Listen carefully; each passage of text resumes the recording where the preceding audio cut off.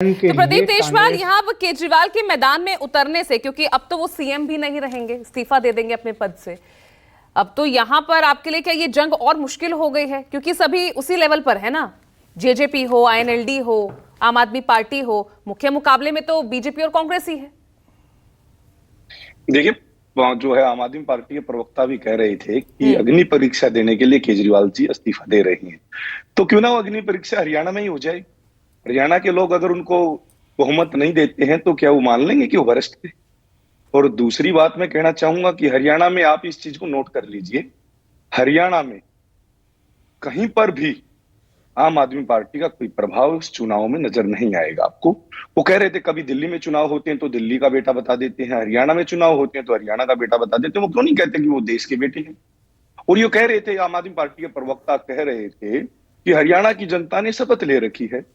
किसने शपथ ले रखी है? मैं भी हरियाणा का बेटा हूं, हरियाणा का नागरिक हूं, मैंने तो नहीं ले रखी। किसकी शपथ की बात कर रहे हैं वो लोग? डेमोक्रेसी में किन शपथों की बात की जाती? कोई पार्टी ये नहीं कहती कि वो नहीं जीत रहे हैं, परंतु जमीनी स्तर पर जब वो जाकर देखेंगे तो उनको पता चल जाएगा कि वो जब क्यों जो है बैसाखी लेना चाहते थे कांग्रेस की, क्या मजबूरियां थी कि आखिरी दम तक कांग्रेस की चौखट पर नाक रगड़ती रही आम आदमी पार्टी। क्यों नहीं दुष्यंत चौटाला की तरह तुरंत जो है अलग होकर जो फैसले लिए जाते हैं तुरंत लेकर टिकटें वितरण करके चुनावी मैदान में आए, ताल ठोक के पता चल जाएगा।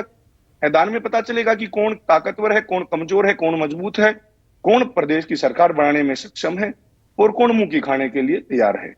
ये तो जो है सुप्रीम कोर्ट का जो डिसीजन आया है उससे ध्यान भटकाने के लिए जो है इस तरह के मीडिया की सुर्खियां बटोरने के लिए इस तरह की चर्चाएं जो है, क्या पता आपकी स्थिति से सबक लेकर नहीं आए गठबंधन में?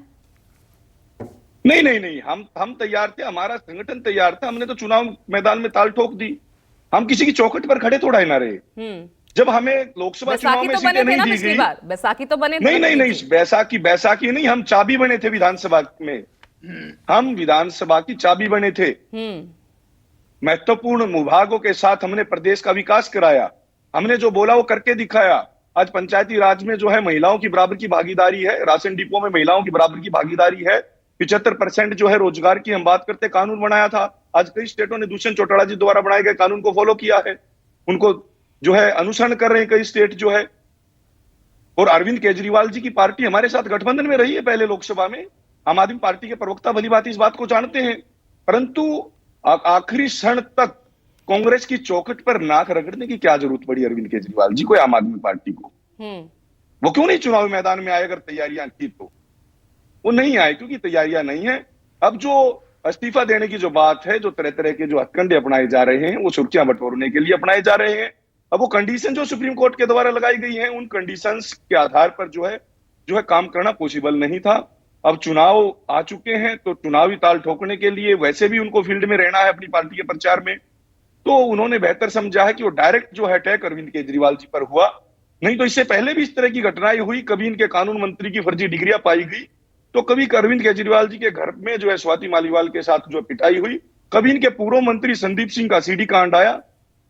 इनकी पार्टी के नेताओं को बार बार जो है कई तरह से जो है दाग लगे हैं, परंतु नहीं तो लेकिन मैदान में उतरकर ये मुद्दे उठाएगा कौन? क्योंकि आप सब तो बीजेपी के खिलाफ है मैदान में। अरविंद केजरीवाल जी को हरियाणा में आने दीजिए, मुद्दे भी उठेंगे और उनकी जो है उनकी तैयारी भी चेक करेंगे और वो शपथ जो मेरे साथ आम आदमी पार्टी के प्रवक्ता कह रहे थे उनकी शपथ भी देखेंगे कौन कौन ले रहे।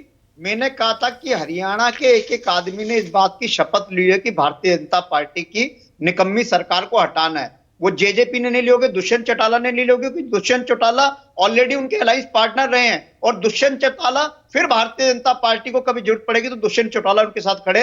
ये लोग फ्रेंडली फाइट कर रहे हैं तो दुष्यंत चौटाला पे, जेजेपी पे आप भरोसा नहीं कर सकते, भारतीय जनता पार्टी के साथ ही रहेंगे। चलिए ठीक है।